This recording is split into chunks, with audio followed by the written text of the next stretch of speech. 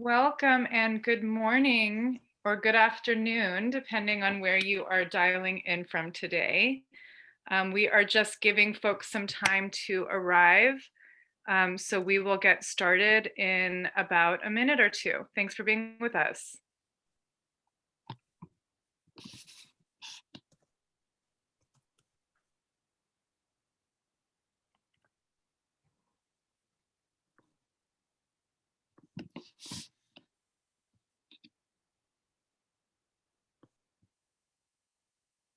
Welcome, welcome. Happy Tuesday. Great to see you all. We have over 400 people registered today. So we're going to give folks a little bit more time to arrive, and we'll get started in just a bit. And while you're arriving and waiting, please do update your name with your preferred pronoun, and pop in the chat where you are dialing in from and any other information you'd like to share for the day. And we'll get started soon. Thank you.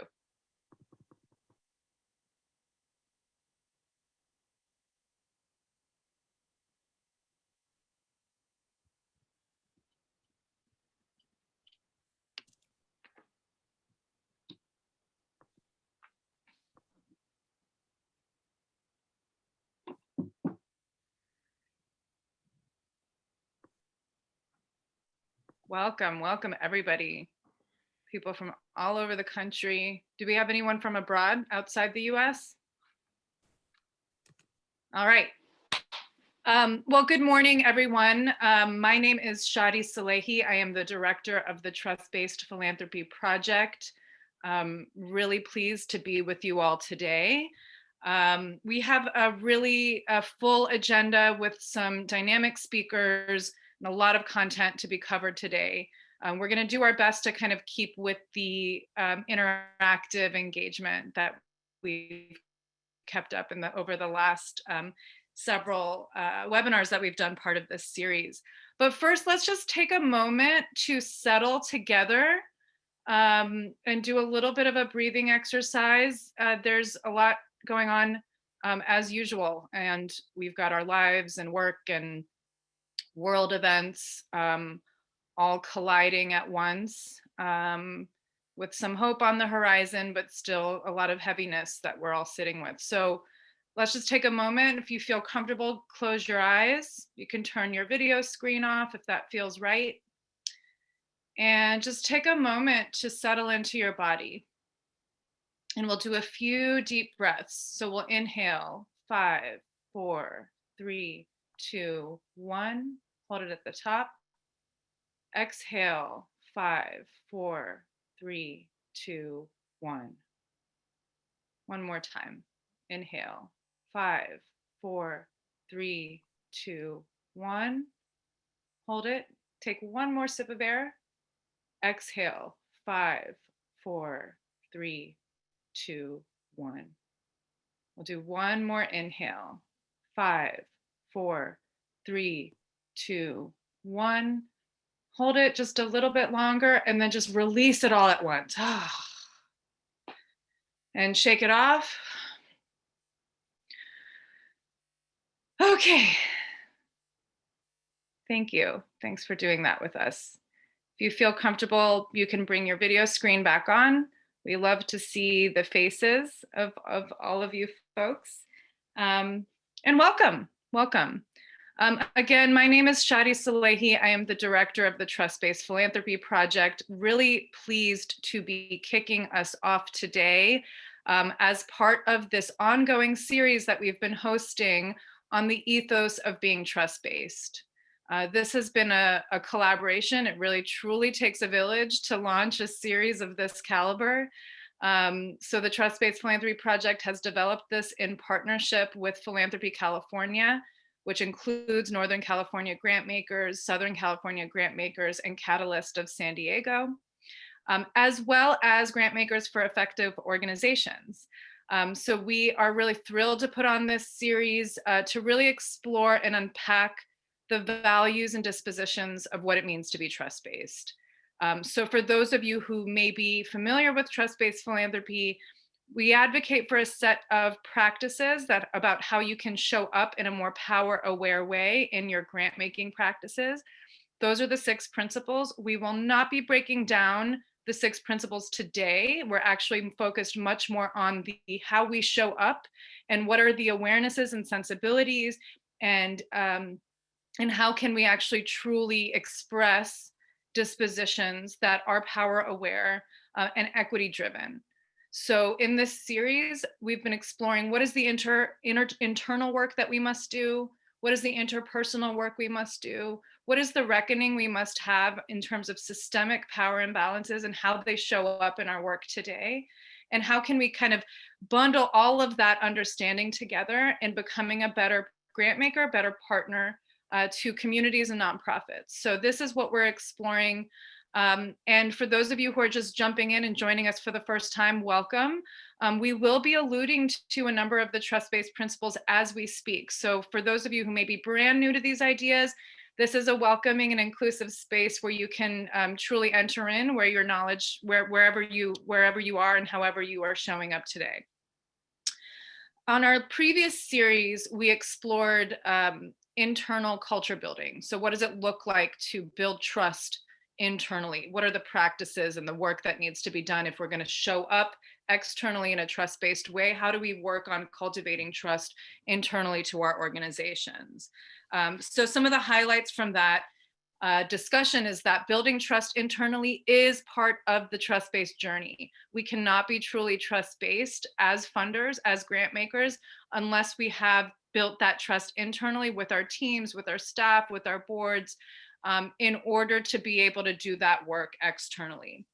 We also talked about the importance of transparency and dialogue, and how if we're advocating for doing those practices with our grantee partners, that also must exist internally within our organizations.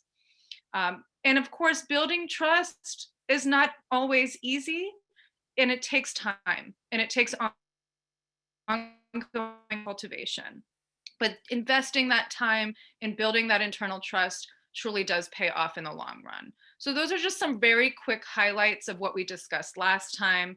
But here we are to talk, we're here today to talk about confronting historical power imbalances, because if we're talking about interpersonal power dynamics, we cannot divorce that from systemic power imbalance. So we are going to work on digging into what that looks like, how historical power imbalances connect to the sector that we all work in, philanthropy, and how we can be more intentional and really be intentional about kind of alleviating some of that and being aware of how that's showing up in our interpersonal relationships today and in our grant making work. So we have a dynamic panel. That's who you're here to see today. So I'm going to hand it off to the lovely Akila Massey from GEO, who will be moderating our session and will be introducing our speakers. And I will hand it off to you, Akila. Hi, everyone. I'm Akila Massey from Grantmakers for Education, Grantmakers for Effective Organizations, or GEO. I'm a VP of programs there, and I'm really excited to, we're excited as GEO to be doing this work in partnership with Philanthropy California and the Trust-Based Philanthropy Project, and to be digging into this topic. I'll talk a little bit about the format of what the discussion will look like today, and then I'll introduce our panel so we can start to hear from them. We are going to talk today about a little bit, we'll look back first, how do we get here? How did these historical power imbalances, what have they looked like, and how do they contribute to what we're experiencing right now? So we'll start with how do we get here? And then we'll talk about the practices, different ways of thinking that will let us respond to those power imbalances in effective ways. And then start to think about what is our vision for an inclusive philanthropy that really addresses the things that we've started to notice. And so to do that, we have a panel that I'm really excited to introduce. We have Ashley Clark, who is the Knowledge and Grants Manager of Libra Foundation. She's waving at you. We have Raymond Foxworth of First Nations Development Institute. He's the VP of Grant Making, Development, and Communications there. So thank you, Ray, for being here. We have Sparks from the Masto Foundation. She's the CEO there, and also waving. This is such a helpful way when we have so many faces. I don't know if you all are using gallery view or or speaker view, but it's so nice to see you all waving. And we also have Nathaniel Smith from Partnership for Southern Equity. We're still waiting on Nathaniel to join, so hopefully he'll be able to hop in. Oh, it looks like he may be here. He is here. So Nathaniel, we have Nathaniel Smith, the founder and chief equity officer of Partnership for Southern Equity. So excited to hear from him too. Yes, I'm here. I was having problems with my mute. All right. Well, good to see you. Good to see you all. We're so excited for this conversation to just hear from you about this topic and how it's showing up in your work right now. To kick us off, we thought we would actually, Nathaniel, it's so good that you're here because we have you starting us off to talk about a culture of extraction that exists in philanthropy. We really want to ground this conversation in that and start from there. So Nathaniel, if you can just tell us what you know. Well, hopefully, what I choose to share will help to provide some additional context to the conversation. I can't say enough how honored I am to have an opportunity to participate on this panel and to be invited to share my thoughts. I believe that we are living in such a critical and important time, a time where we have a unique opportunity to really pool our resources and our courage together in a way that could possibly create a new world that sees everyone as valuable and works to ensure that all communities have a chance to reach their full potential. But unfortunately, the history of giving and philanthropy in many ways has not helped to manifest that. In many ways, the dollars that could be potentially utilized to create communities whole on many occasions have exacerbated many of the challenges that the communities that we serve face. And a lot of that has to do with the systems and structures that actually played a part in helping to perpetuate the wealth that is used to fund and support work on the ground in communities. I'm a firm believer that, the saying that all money is good money. Well, unfortunately, on many occasions, the money that is utilized to fund the work on the ground is bad money. It is money that has been accumulated as a result of extreme extraction, of exploitation, and of oppression. And unfortunately, that culture, the history, the DNA, as it pertains to how those dollars have been accumulated and developed, sometimes and in many ways translates not only into the philanthropy, but also into the nature of the program officer that is responsible for giving out the dollars. I always try to recommend to program officers that it's important to get close to the community and understand the challenges and the suffering that communities are facing every day. And to also remember that at the end of the day, even though you're playing a part in distributing these dollars and you've been blessed with this opportunity, it is not your money. It is money that has been accumulated from sometimes bad behavior. And as a result of that, we have an opportunity as folks that are connected to philanthropy to atone for some of the unjust actions that help to accumulate those resources through a philanthropy that is not only a healing philanthropy, but a philanthropy that also understands the dynamics of power and the dynamics of extraction. And that if we are going to move forward in realizing a more just society, it cannot be done just by, we cannot fund our way into liberation, right? The resources are critical and important, but we also have to begin the internal work, the work that is required of us to understand that at the end of the day, the world that we live in many ways is a reflection of the values of people in power. And your philanthropy sometimes can help to either facilitate a world that is undergirding and reinforcing the values of injustice and extraction and of structural racism, or help to recreate a world that will be more healing, more inclusive, more just, a world that is centered in love and understanding. And you have a responsibility to do that. And so, I just wanted to make sure, and again, Akila, thank you for giving me an opportunity to share, because I think a lot of times we don't take the time to really understand that there is a legacy connected to our philanthropy, that while it creates opportunities for us to do good, there is still a residue sometimes of injustice and of patriarchy, as well as paternalism and also privilege and racism, that can sometimes taint the resources that we've been given to give out to the broader community. And it is our responsibility to help to wash those resources, to wash the culture that can sometimes perpetuate itself within the context of our foundations and other giving institutions, to wash away the perceptions that we have in many occasions of being missionaries in communities, versus working arm in arm with the people that we fund. We have the ability to wash away that culture and replace it with a new culture that I've discussed today. So hopefully my thoughts and comments will help to help to frame the conversation. And again, I'm happy to have an opportunity to participate, and I'll be more than happy to stick around and provide any additional thoughts or support that I can for my esteemed panelists who are participating as well on this panel. Okay. Thank you, Nathaniel. That was a really dynamic way to kick off, to hear from you this way.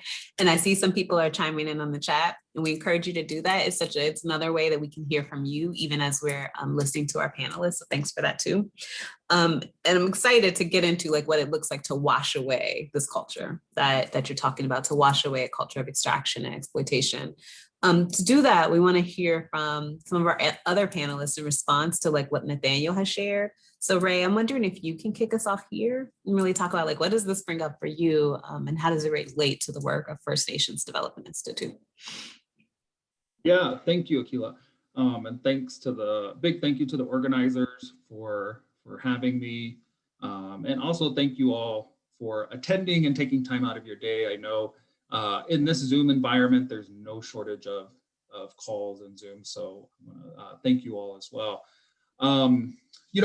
At First Nations Development Institute, we've spent the last 20 years, 30 years trying to elevate how this history that Nathaniel talked about, this history of US economic development, this history of wealth accumulation in the US is fundamentally rooted in the dispossession of native lands, the theft of native resources, and explicit attempts to strip native communities of their assets in their power to grow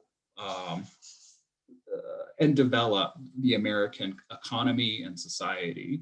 But I think it's important to understand like this history isn't a historical vacuum, right? That these extensions of this violent history show up today in everyday life across all sectors of society, right? In philanthropy, I would argue that it shows up, for example, in our lack of trust of poor people and poor communities.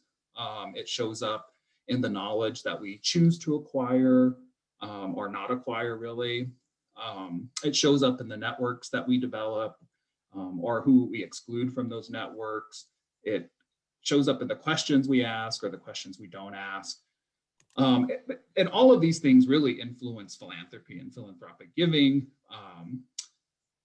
I think from the perspective of First Nations, I would elevate two important things in terms of how this violent history shows up in support, or rather in the exclusion of Native communities. And that is in the invisibility of Native communities in philanthropy. And then the second is in paternalism that still exists today in different philanthropic practices in other sectors of American society. First of all, speaking of invisibility, I think standard practices of philanthropy perpetuate this idea and this narrative that Native people don't exist today, right? That Native people are these historical relics that were resigned to some unfortunate and perhaps sad past, and that has rendered them sort of all but extinct. Of course, when we describe that history, we're not necessarily willing to use the term genocide, right? But rather we sort of perpetuate sort of a romanticized version of this US history, this colonization, that we really don't know much about, but we sort of know that Native people disappeared, right? And in philanthropy, all I have to do is pick up any data-driven report to see how that's perpetuated. Native people are invisible and excluded in those reports. All I have to do is look at the staff list of foundations. All I have to do is look at the board list of foundations. All I have to do is look at the giving portfolios of foundations, and Native people continue to be invisible, which I would argue clearly is connected to this violent, extractive past rooted in land theft and colonization of Native people. The second aspect of sort of how this violent history shows up in work, especially in interactions with Native people and Native communities, is in paternalism that manifests itself in how foundations operate. And I don't necessarily think I need to give a definition of what that means, but in the Indigenous context, I think, one way that shows up is when I think about work around economic justice or food justice or food systems work or even environmental justice, a lot of what philanthropy is willing to support is about integrating Native communities or different communities into these systems, right? These systems that were fundamentally created to exclude Native people, to exclude Black and Brown people. Now we're sort of waving dollars, at these systems and saying, how can we make them inclusive or work for these communities? I think from the perspective of a lot of Native communities, that's not good enough. We need to really begin to interrogate these systems and think about whether or not inclusion in these systems is what communities want, what communities need, and if those systems are good enough in terms of advancing some of the systemic changes Nathaniel was talking about in terms of creating systems of love, compassion that are determined by communities themselves. And I think from a Native community perspective, communities that I've had the privilege of working with across the US have always exhibited elements of interrogating those systems and trying to create something anew, because they know the history of these systems have fundamentally been created on their backs and with their exclusion in mind and as the end goal. So that's just a little bit of context about how that sort of shows up in some of our work at First Nations and working with Native communities. Yeah, thank you, Ray. It helps to, you really fleshed out a lot of the things that Nathaniel was saying and gave us more examples to think about. So helpful to hear. Next, if we can hear from Sparks, and Sparks is Master Foundation's a family foundation. So your history is also tied up in your family's history. Can you tell us a little more about what that looks like? Yeah, absolutely. And thank you as well for inviting me to come and speak with you all today. Thank you all for being here. And it's an honor to be on this panel with my colleagues. So yeah, as Akila mentioned, Master Foundation, we're a Japanese-American family foundation, and we give resources to support marginalized communities, particularly those who have experienced systemic or institutionalized discrimination. And our approach to giving is heavily influenced by our history and our culture.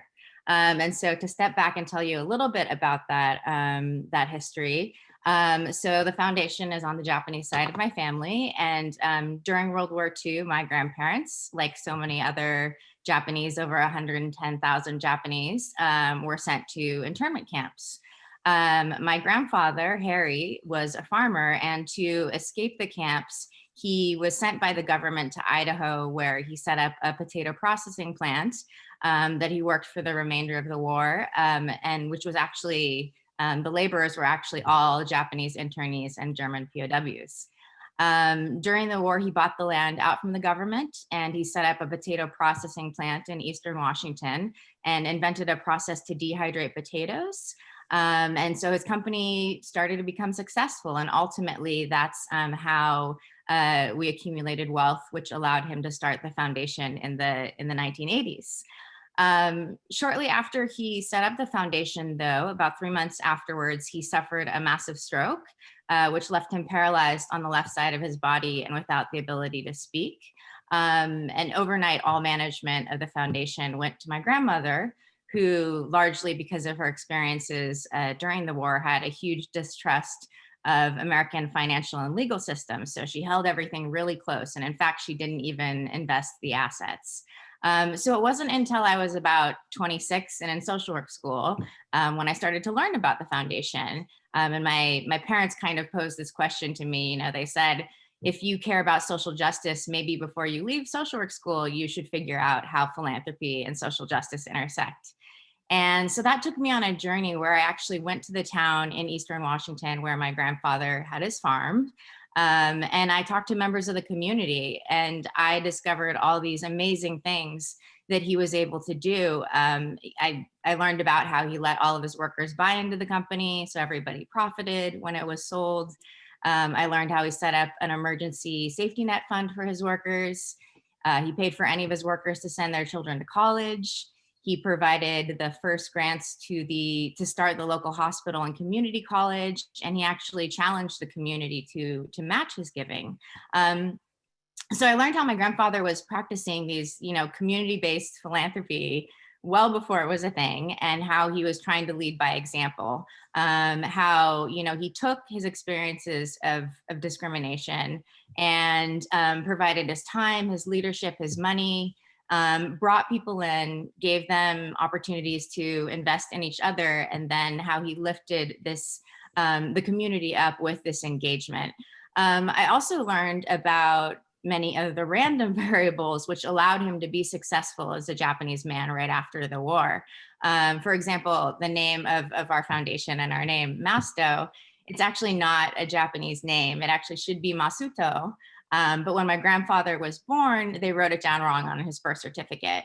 So I learned that he did his business all over the phone, and there were people he worked with for like over 15 years, many who didn't even know he was Japanese. So he had this sort of small army of white businessmen that he would send out, his accountant, his lawyer, his plant manager, and he sent them all out to do his external bidding. And he was sort of the man behind the curtain. And actually, when he sold the company, they were the ones that advised him to set up the foundation. So, and then, another thing in terms of like the journey and how it impacts our foundation that I would also be remiss in not mentioning is that on our board and with myself, we have a variety of intersecting identities. I'm a member of the LGBT community. I identify as a queer person, and especially, as I was starting my activism and the push for marriage equality, that also made me very reflective of how systemic discrimination has impacted the LGBTQ community, and how that also relates to the lack of funding that's going to queer communities, which funders for LGBTQ issues would share is about 27 cents for every $100 that goes out in philanthropy goes to LGBTQ communities. So this lens is also one that's really shaped how my family sees our giving and how we've sort of built our work and engaged with communities. So I'll stop there. Great. Thank you, Sparks. There's so many things. I can't wait to go back to your story and hear even more about what you all have been doing. Ashley, we'll go to you next and hear about Libra Foundation's approach and how you all are bringing people in and kind of reckoning with this history that we all operate in. Yes. So morning/good afternoon, everyone. It's delightful to be here with all of you, and I have to say that I love listening to my fellow panelists. I'm down here with like my pencil, like writing down notes as Nathaniel's preaching. I love it. There's so many nuggets, and I'm energized by what everyone is sharing. So thank you to you too. So maybe for context, I'll just, since we have people from all over the country, just start by saying a little bit about Libra. So we are a family foundation that's based in the San Francisco Bay Area, and we're dedicated to funding grassroots social justice organizations that are led by and for communities of color. And so a few years ago, our team had a really unique opportunity. Our board of directors decided for the first time to build its own in-house staff team. They had been doing grant making through a consultancy for 15 or 16 years before that. So we had this opportunity for 3 individuals, this small but mighty team, to kind of reflect on, like, how do we want to do this work? What does it look like? And want to recognize that that is absolutely a unique opportunity in philanthropy. And we knew, and I think we all came to the work with a lot of different feelings and misgivings about the weird power and weird jobs that we have in this sector. And we knew that the type of work that we wanted to do and the way that we wanted to do it, that we needed to build a team of skeptics, people who are highly and deeply skeptical of the institution of philanthropy, because we knew that we needed folks who would question every process, every way of doing things, even down to the type of environment that we want to build for grantee partners to come into if they so choose. If we're not going out to meet them, how do we create a space where we work, where they come in and they feel held and welcomed and cared for? So we knew that we kind of wanted to turn a lot of things, as many things as we could, on their head, and we needed a team of fellow skeptics in order to do that. And so we went from this group of 3 to a group of 9 now a few years later, and we are kind of questioning every step of the process and pushing each other all along the way. And sometimes those who are being pushed, it doesn't feel comfortable. It feels awkward. And many people have come from different careers in philanthropy. And we recognize, we have jokes about the fact that we're actively decolonizing, and that we're thinking about, like, what does it mean to do this differently, and to push and gently nudge one another in that direction. And then the other thing I'll say about this team that I think helps us practice philanthropy differently is that we're all, and we're very careful about this in the interview process, is that we're humble and that we're service oriented. So we don't sit around here like we have all the answers. Like, we joke that we don't even pretend to start to think that we have all the answers. But we're really thoughtful about the fact that our role here is to actually support those who are experts. And so we don't think of ourselves as gatekeepers to the resources. I love what Nathaniel says. It's not your money. Like, we deeply understand that. And we think about how can we use our power? What can we do to unlock more resources on behalf of our grantees? Who can we introduce them to? How can we co-author pieces, co-present on topics at conferences or on a webinar to actively and proactively kind of get our grantee partners into spaces and give them access to places that they might not otherwise have. And we're constantly thinking about, how do we use our power in that way, and how do we be of service to our grantee partners? So I'll stop there. I know we have a lot of other fun things to talk about. Thank you, Ashley. I wondered now if we can just take a little time as a group of 200 plus people to like pause and really think about like what's already been shared.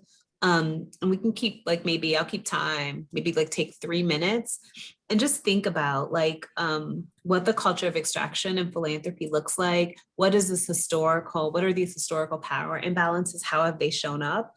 And then just do some writing, some thinking about like how you see these things showing up in philanthropy, whether they're things happening in your organizations or that you've observed in other places. And again, I'll keep time and open it up. And please, like, feel free to just, oh, thank you, Shadi. And feel free to just chime in the chat if you want. You don't have to, though.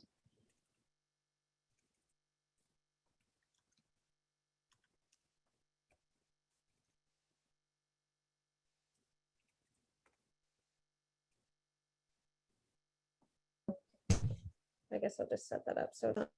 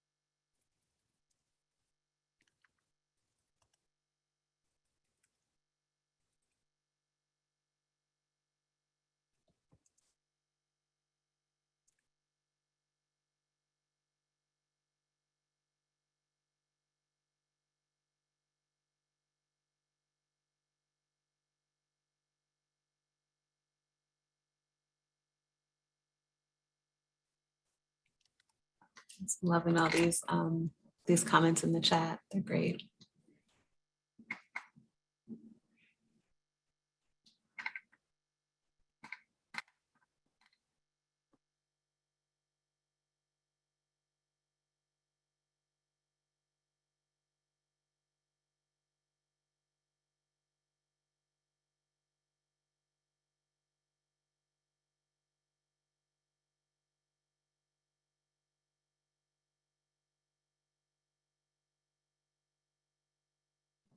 Just take a couple more minutes, put any thoughts that you're having, a couple more seconds, sorry. Maybe like 15 more seconds, and just put anything that you want to put in the chat, read through the chat. There's some really good stuff there. I was just struck by and still thinking about someone. I want to see if I can find it again. Someone put the money has ancestors. Julia Wilson put that. And I love that idea, like to just think as a way to think about it.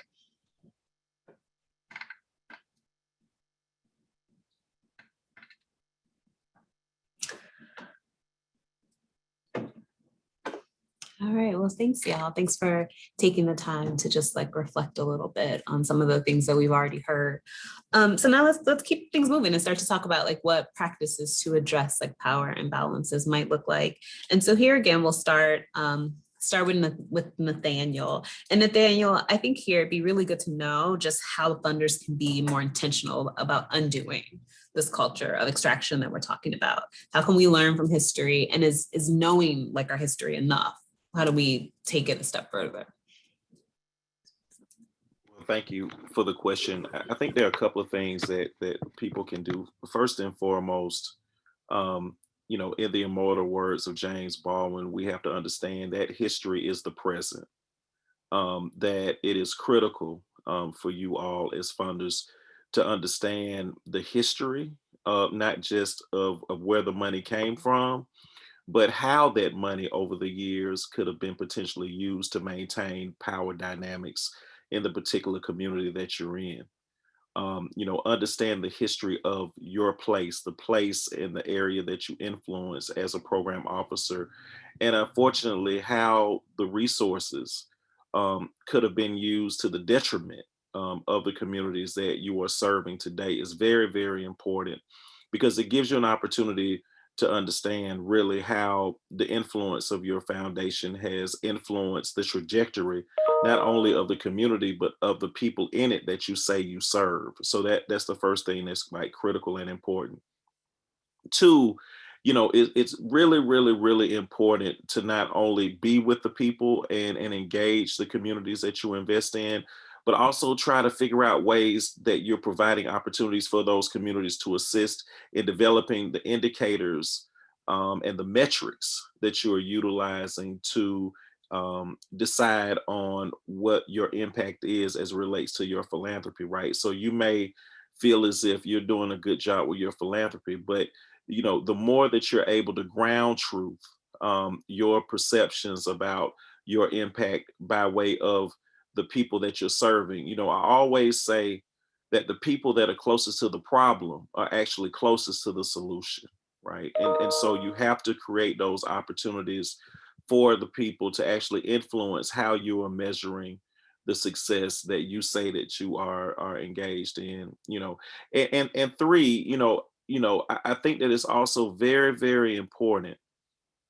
for people in philanthropy to be courageous in the way that they are articulating the challenges that they see. I know it can be sometimes difficult in a culture that is kind of built on secrecy and privilege, to be vocal and courageous about injustice within the context of your institution, and this the institution of philanthropy. But it's important for you all to be courageous and speak out when you see injustice occurring within the context of philanthropy, and even more so, support others when they speak out, and not turn away from the truth when either it is in your face or you've been called to tell it.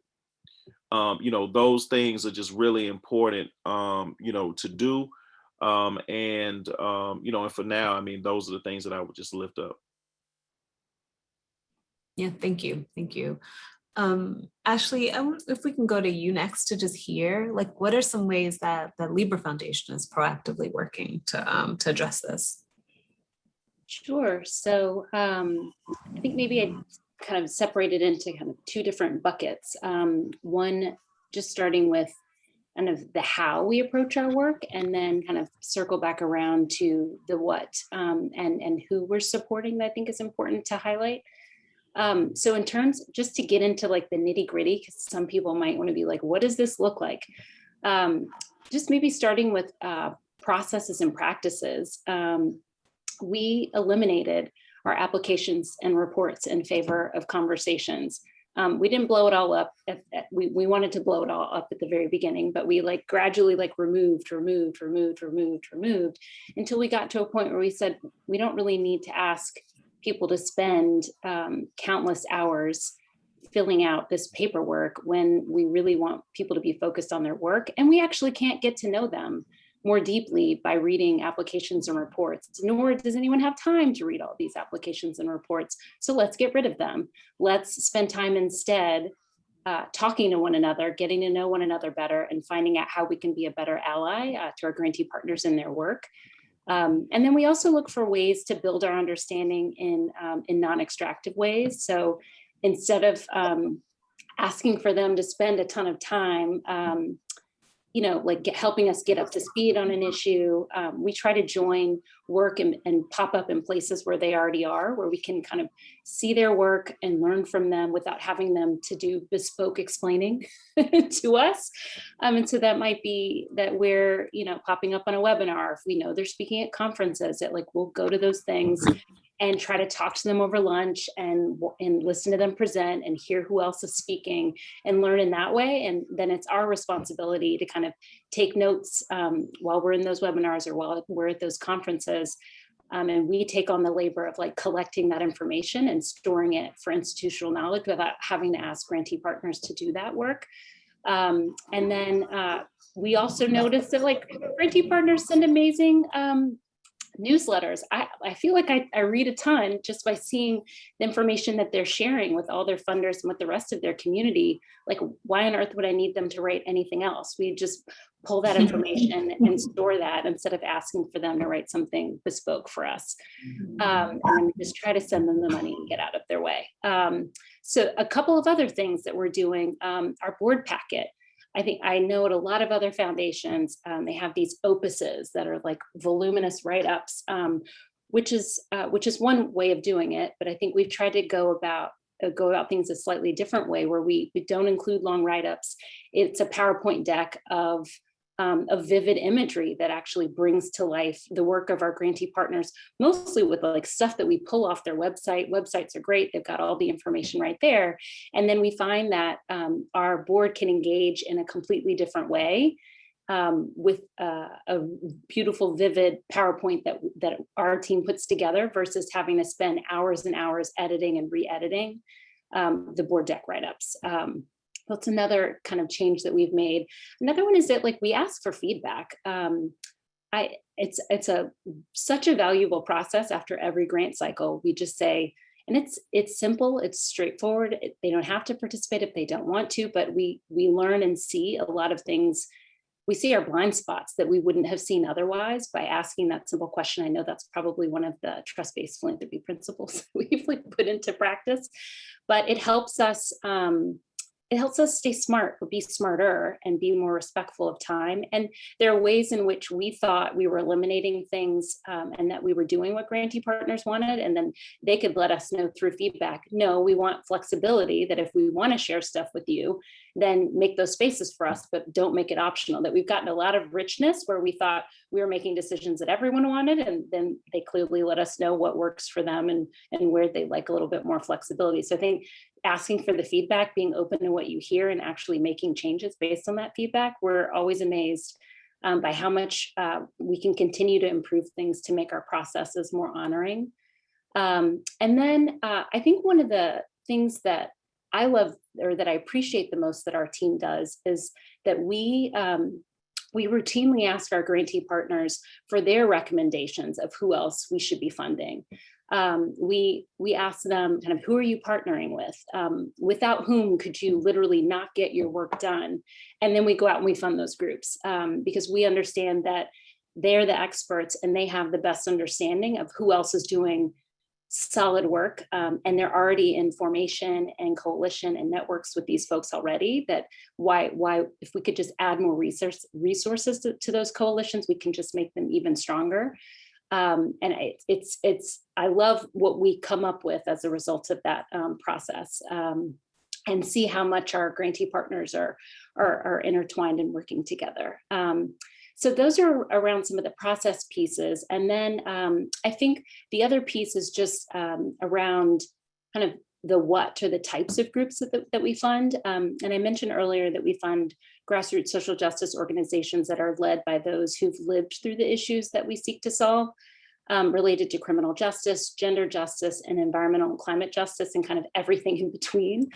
And this is critical because I think similar to what Nathaniel was talking about, when these organizations are led by and for those who are most impacted, I mean, they're the ones who have gained such deep wisdom from these issues because they've experienced them firsthand, and their life experiences have helped them develop an intimate understanding exactly what their communities have needed, but have been consistently denied. And so to drive home that point a little bit further, what does that actually look like? For example, with our criminal justice work, that means that we're funding organizations that are led by those who are formerly incarcerated, currently incarcerated, or the family members of incarcerated loved ones, because they understand intimately what the criminal justice system does to a family, what it does to a community.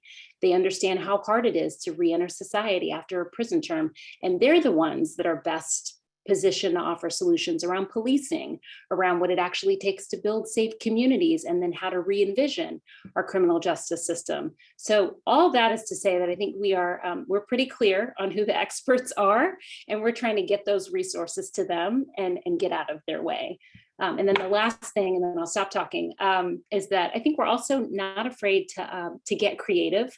Last summer, we kept hearing from funders who wanted to fund Black-led work, and they wanted to fund it quickly, but they didn't have those relationships to make that happen.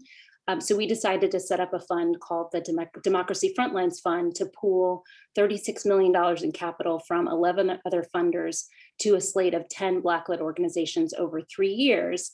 And it took up a ton of staff time to get that fund off the ground in a couple of months and to build a learning journey for the participants. But we felt like it was worth it to our team, and one of the very best uses of the power that we hold, of how do we unlock that power in service of those grantee partners that we're delighted to work with and support. So I'll stop there. Thank you, Ashley. I think we were all between you and Shadi in the comments, it was like school. I was like, there's so many resources that you're offering. It was great. Wondered next if we can hear from Ray about First Nations Development Institute, and especially how you're working to build power. Ashley was talking about all these ways that they're building power with communities, and Ray, what are you all doing? That kind of was that probably a little different too. Yeah, I mean, I'm going to approach this question from wearing two hats. One is as a grant seeker, and the second is as a grant maker. I mean, First Nations is an intermediary that was fundamentally like we were created to confront and challenge the power imbalances that exist around Native community economic development. You know, our fundamental belief has always been, since our founding, that Native people can and should control their own economic and community development efforts. And, you know, I don't think that's a radical idea. Certainly in 1980, it was pretty radical. That what Native people, you know, have the capacity, have the knowledge to control their own communities. But I'm always surprised that a lot of people still think that's a pretty radical idea today. But I think when we think about the values that have guided our organization, you know, we have always believed in and seen the value in letting communities lead. And we have always put that into practice at First Nations since our founding. And, you know, our belief has always been like, how do we leverage our capacity? How do we leverage our resources to support communities and uplift those efforts that are taking place locally? You know, as an intermediary in this space, I will say that, you know, there are some unique challenges. As an intermediary, we exist because philanthropy doesn't invest in Native communities, right? Sparks gave the small amount of investment that goes to LGBTQ organizations, and for Native communities, it's something like the amount of foundation funding that goes to Native-led community organizations is, you know, less than 1/4%. And our president and CEO always approaches this work and says, you know, we're working to put ourselves out of business, in that we're working to increase knowledge, increase awareness, and increase fundamentally investment in Native communities across the country. And so I think that's guided all of our work. Again, as an intermediary, we face some unique challenges because philanthropy has always had this sort of tenuous relationship with intermediaries across the country, or globally, really. Historically, philanthropy has been very skeptical of investing in intermediaries and sort of painted intermediaries with a broad brush of being self-serving, you know, building their own capacity, doing all these negative things, but not acknowledging or interrogating, like, why is it that these intermediaries need to exist? Well, it's because philanthropy isn't investing, and we need we need some momentum to propel investment. You know, I'm happy to see today we're seeing like the stigma of intermediaries change a bit. Like, we're seeing philanthropic organizations mobilize resources and effectively, you know, create pooled funds that look very much and operate very much like intermediaries. You know, let's hope like the value of those intermediaries isn't just extended to the intermediaries that they help create, and that sort of the intermediaries that have been doing this work for a long time, you know, the trust and belief in their work also grows. When we talk about, the second thing I want to say is when we talk about building power, I sort of use that term with some hesitancy, only in the sense because from my perspective, Native people have always had power. Native communities have always had power. It may not be formal power as we define it in a Western context. But for me, when I think about the roots of Indigenous power, it's really about language, land, and culture. Language, land, and culture defines what it means to be a Navajo. It defines what it means to be a Cochiti person. And these sources of power have sustained Native people and Native communities since time immemorial, before contact with Western countries. And so for us and all the work that we do as a funder, supporting communities is really thinking about like how, you know, language, land, and culture like intersect in the work that Native communities are doing. So just to add really quickly to some of the great points Ashley and Nathaniel made, I think, you know, the other important practice piece here is like, we shouldn't assume we know what the end goals are, or assume what are the values that go into that work. And we should also like not assume that communities are powerless, right? certainly structures and history have created conditions where communities don't have the dollars, they may not have the political power, and these systems have been crafted by intention, but they do bring power to this work. It might look very different, but they have power. The second thing, from a practice perspective, I think from First Nations as a funder, like we have, being a grant maker since the early 90s, you know, we've perpetuated a lot of the bad practices that that mainstream philanthropy has developed. And largely that's because our hands have been tied by philanthropy in terms of setting our agenda and how we ask questions. And so we've had to sort of essentially carve out ways to be able to communicate the awesome and wonderful work that's going on in Native communities and sort of translate that into a language that philanthropy can understand, or has been willing to understand. I think some of that is changing a bit, but I think at First Nations, what we always try to tell our foundation partners related to that point is that you have to match dollars to expectations. You know, one of the things I hear funders always talk about is we want structural change, we want institutional change. Well, you know what, that's expensive. And your single year $25,000 investment is not going to lead to structural and institutional change in 1 year. And so you really have to match your dollars to expectations in terms of thinking about how you support those that are doing the important work and advancing social justice efforts in Native communities and communities in general. I think the biggest thing for us, as a funder and from a practice perspective, has always been like, how do we put into practice the fact that communities should lead and we should follow? And so that to us has always guided our work and sort of how we have tried to develop and craft programs. And that's expensive, and that also takes a lot of time. And so I think understanding like that's a financial commitment and a time commitment, like folks in philanthropy should understand that, but also value that, right? Like more time isn't a bad thing.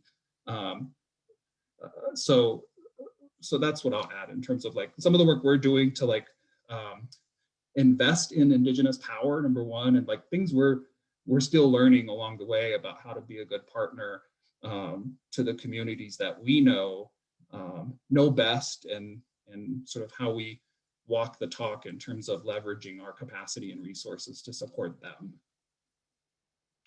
Yeah, thank you, Ray. It's so like the thing that you said, the just to make sure that people don't feel like they know the end, or they will know the end, is so important, like with all of this, because that's what like reimagining, that's what re-envisioning looks like. It means that you don't know where you'll end up. So like I love the idea of cultivating that openness. Sparks, if we can go to you next, and I think like the idea of also like re-envisioning is really like present in your family story. So if you can just tell us like how your grandfather's legacy influences your work today, and also really interested in this idea of centering your family philanthropy on a culture of giving that was not like this white dominant US like philanthropy that we're all more familiar with. So yeah, you can just kind of dig into all that. It'd be really, thanks. Yeah.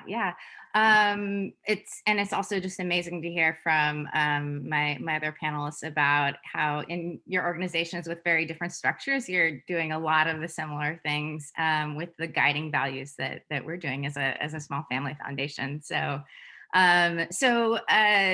know, when I started in philanthropy, and especially knowing my grandfather's values of community, the first things I tried to do was actually find a community of folks in family philanthropy, where foundations had come out of other communities of color.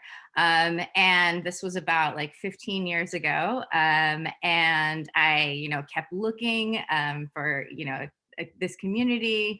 I asked, you know, the different affinity-based funders. I asked NCG. I asked, you know, NCFP, and you know, pretty much all of them said, you know, that's great that you're looking and trying to seek out this community. When you find those folks, send them our way.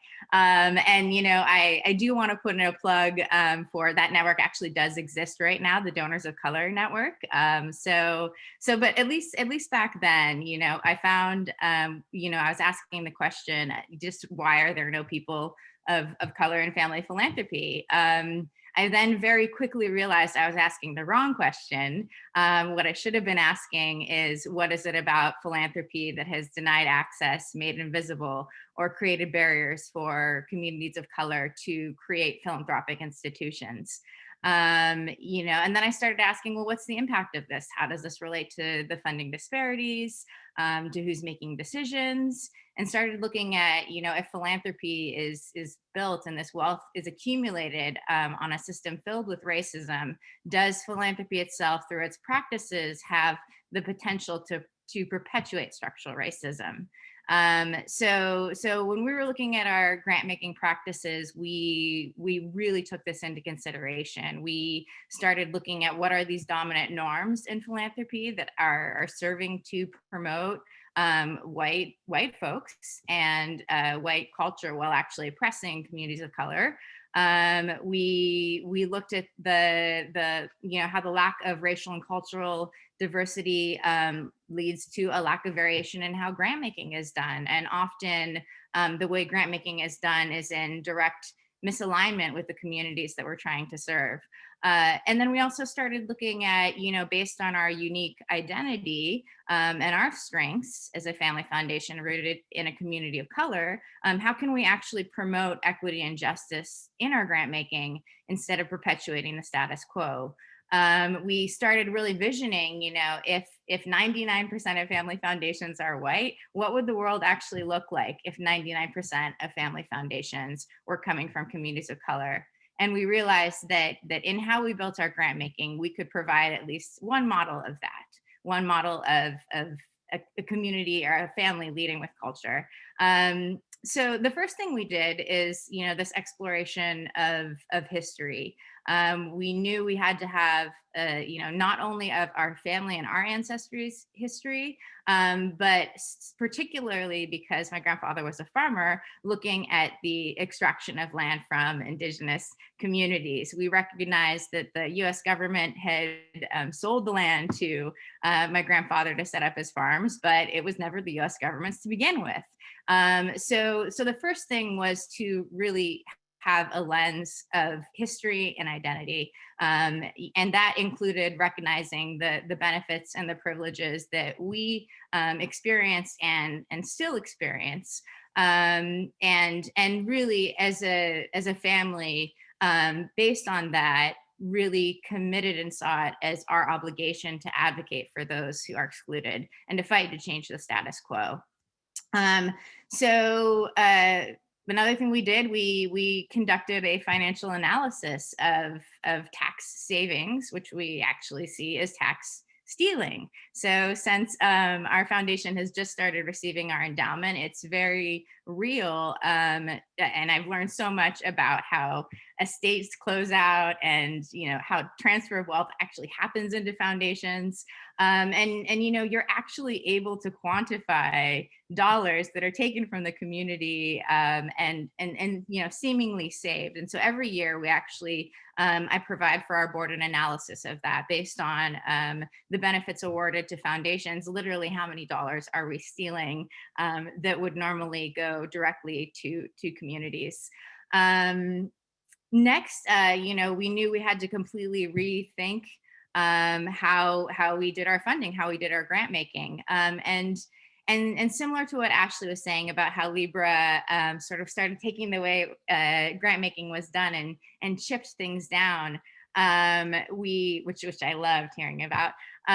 We actually decided to, you know, instead of taking the way that grant making was done and augmenting it to be more equitable, we actually looked at what are the minimum requirements to be a family foundation, make sure that we're still meeting those markers. And then if we developed our processes completely around culture, be that, our family's history of giving, Japanese American traditions of giving, or even exploring different cultures of giving in Japan, what would that look like? And so, what we found is that unlike the pervasive dominant, white culture in philanthropy, where philanthropy is seen as charity or strategic, an exchange of resources for a set of outcomes, our grant making is fundamentally not transactional. Instead, we honor the extensive tradition of Japanese gifting, and we see our work as relational. And this sort of nuanced approach, it shifts the model from this framework of givers and takers to one where we are actually one community working in solidarity and fighting for the same things.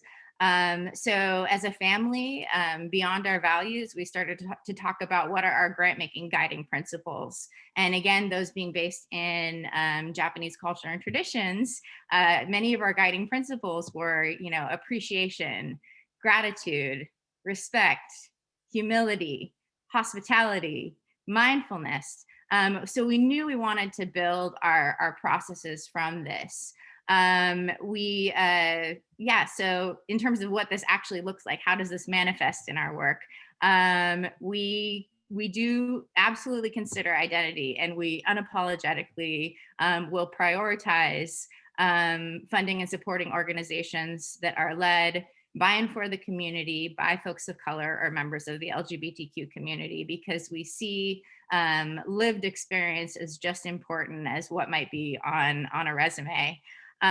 We, similar to what Ashley said about Libra, we don't have formal applications. We have conversations with the organizations that we support, and then it's the responsibility of staff to synthesize that information and share it. So that's sort of representing our value of service.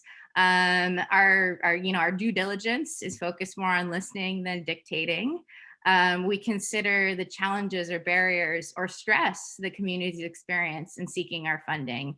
We ask organizations how much time they spent in engaging with us in their funding. And then we actually figure out how can we quantify that time in terms of staff cost, of dollars lost from the organization because of staff time. All of our grant making is multi-year. We use a declining model where we'll make a grant in year 1 and have it in year 2 and then have it again in year 3, with the goal there being that in that 3-year period of time, we'll work with the organization to identify other funding sources to supplement our funding. We offer flexible grant periods. We let grantees determine their own start date, and annually after January 1st, an organization can actually just let us know when they want to trigger their next payment. All of our funding is unrestricted. And then in terms of like evaluation, learning, and reporting, we don't dictate how organizations should share their impact with us. We let them choose their own indicators of success and method of collection. And we actually found that that's allows us to learn more. I'll try and stop. There's just so much to share. In terms of lessons that I would share with folks, some things maybe you've heard in what I've been sharing. I think it's extremely important to do a historical audit. We can't change history. We can't change how wealth came into these foundations, but it is our obligation to understand it and to own it. And none of us are innocent. We all still, and folks in the field, benefit from tax and legal systems that favor those who are already privileged. So, own that.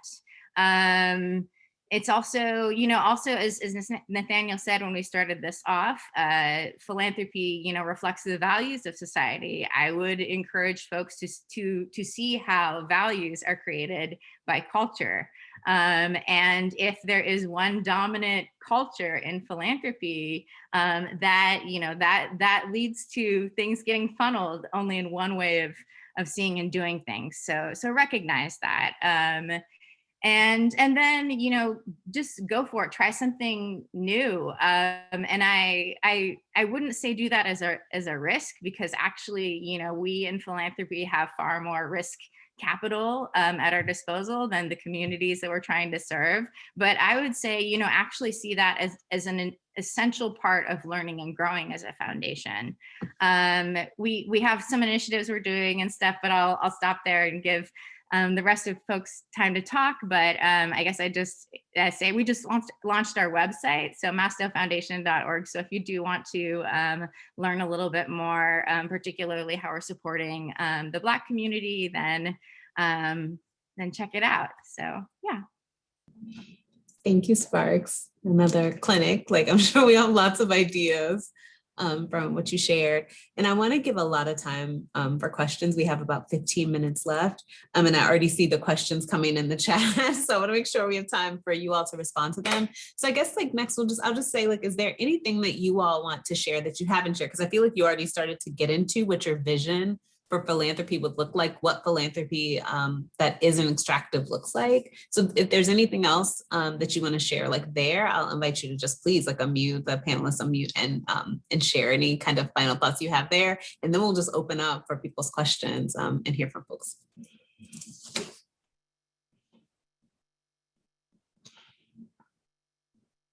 Are you all just ready for Q&A?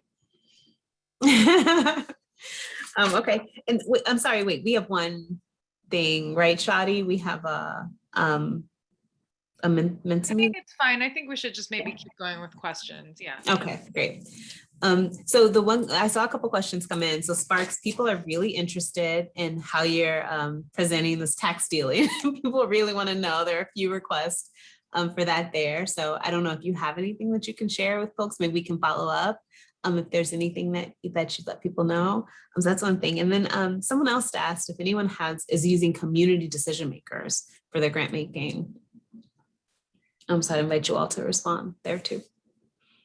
Yeah, so I'll respond first in terms of this idea of tax stealing. It's you know, just as the IRS uses numbers and formulas to calculate, you know, our individual tax returns, we as foundations can do that. We don't do that, and if we do it, we frame it from the perspective of tax savings and place value on that.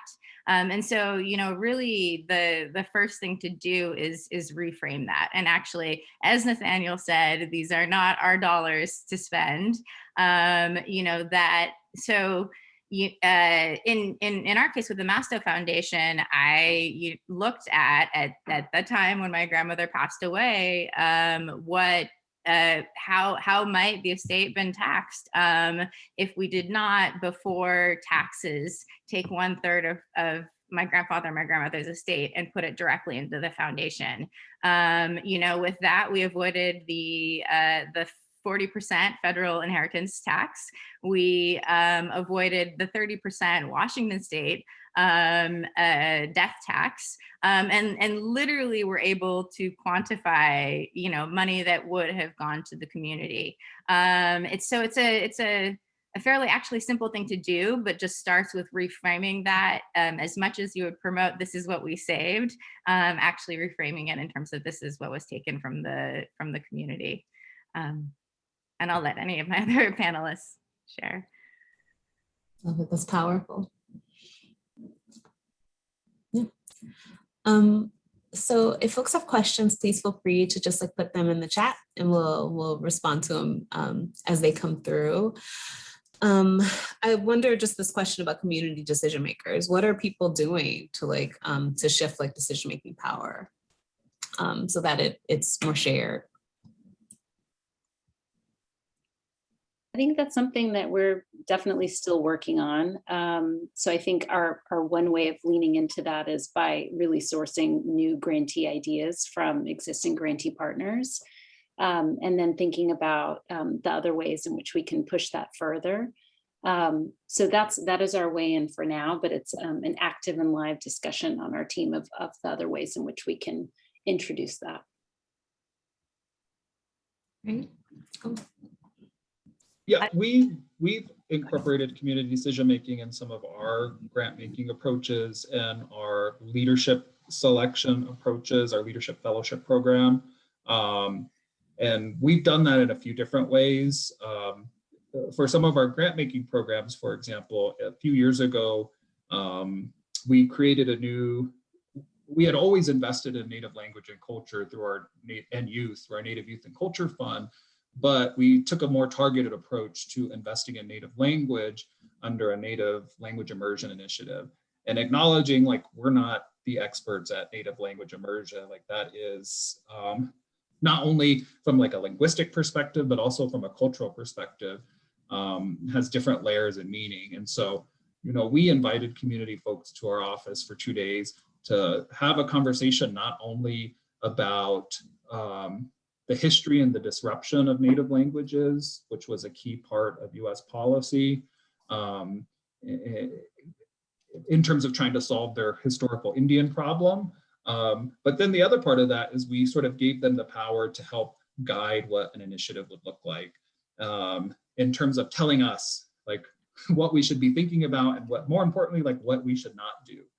And we did that. One of the ways we've done that for a few different programs, but for that particular initiative, what we did is we sort of played a little role-playing exercise and put them in the position of a program officer at a foundation. And so crafted a whole solution or a whole scenario where they had, to come to consensus around what they think, a process might look like.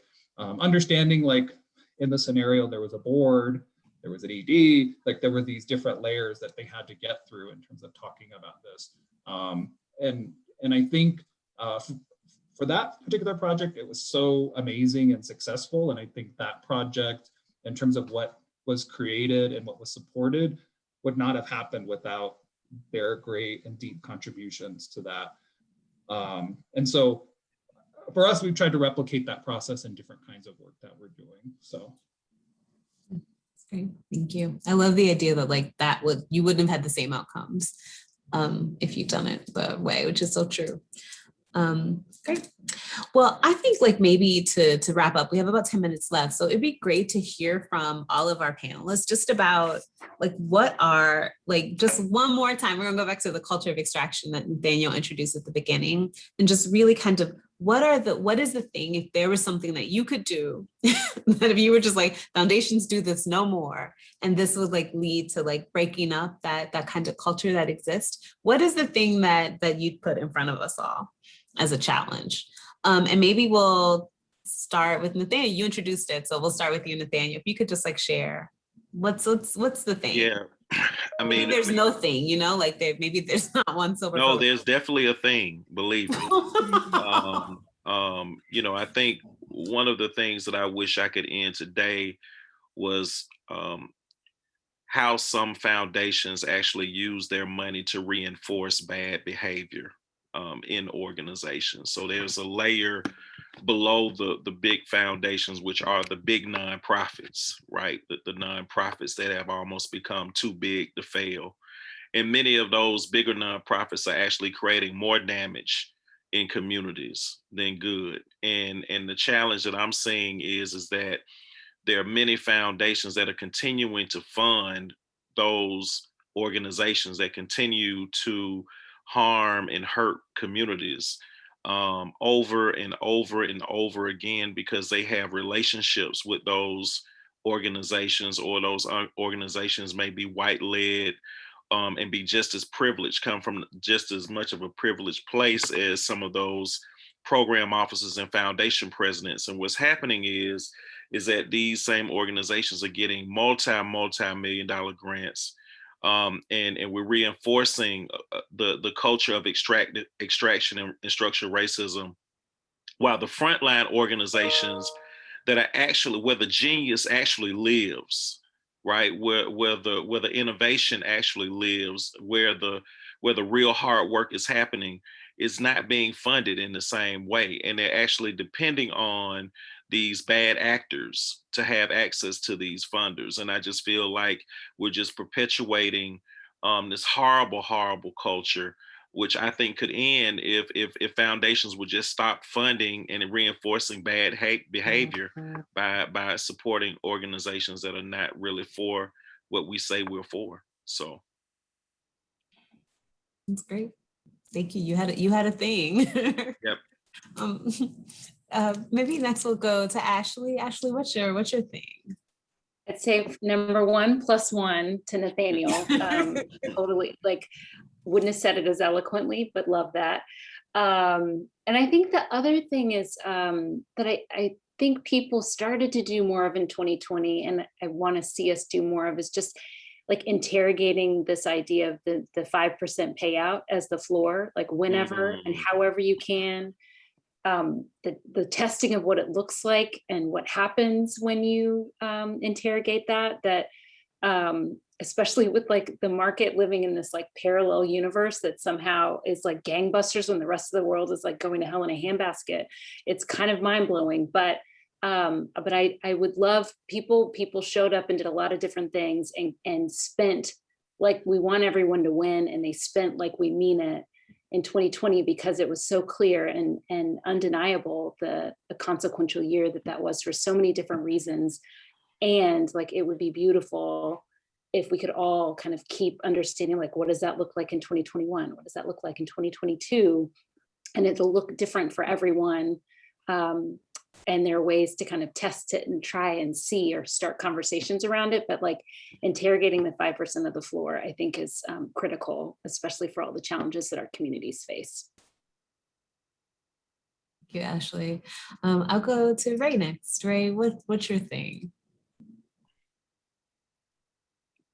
+1 to Nathaniel, +1 to Ashley, but building on Nathaniel's point, like my one thing is you have to invest in my context, I would say Native-led change, but you have to invest in people of color-led change and those organizations that are doing the hard and important work. Because I think, CAN did release data last year that, philanthropy invested a record amount in racial and social justice, right? It was the sum of the previous 10 years or something like that. That is despicable, first of all. And second of all, like that has got to change. And the way you change that is you invest in the communities that are actually, the communities and the organizations that are actually doing that work. And it's not that hard. There are folks to help you if you don't know how to do that work or engage in that work. But we have to support the communities that are doing the work to lead to systemic and long-term change. Thanks, Ray. And Sparks. Yeah, well, absolutely. Plus 100% to everything that my fellow panelists said. I also, emphasizing too what Ray just said, I would encourage foundations not to shy away from recognizing identity. Both in being reflective of your foundation's culture and its own practices, as well as the organizations doing the work. You can learn a lot about organizations by who they choose to put into leadership.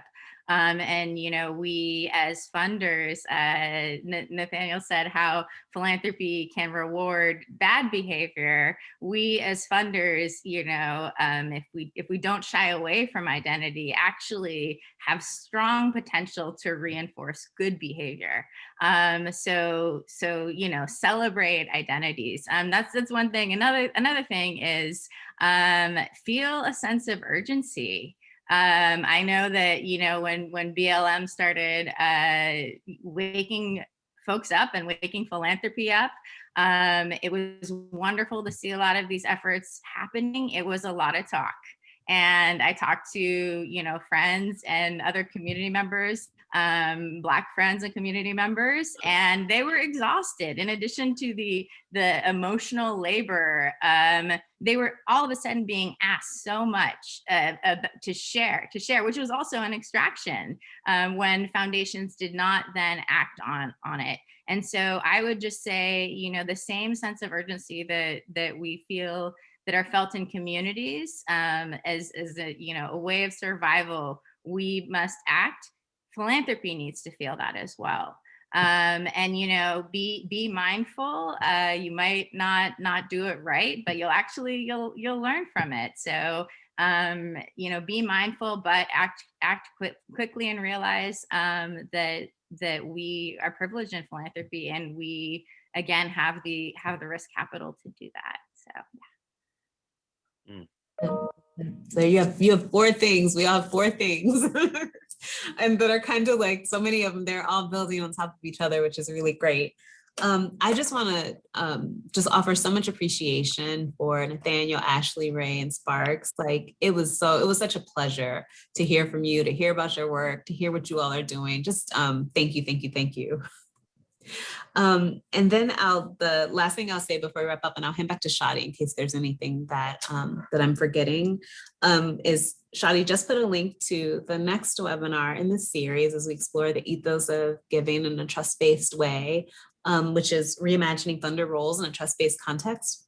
So we hope you'll sign up for that. Shadi also sent a survey link, which we probably will send by email too, and it's in the chat. There it is, it's in the chat again. So please take a few minutes to just tell us what you thought about the session. If there's anything that you're interested in exploring, anything you need, just let us know. Yeah, and with that, thank you all. Thanks everyone for coming. Thanks for, we know we all have a lot of things driving our time, and so we appreciate you joining us here today for this conversation. Yeah, I hope everyone has a great day. Bye. Bye, thank you. Thank you, everyone.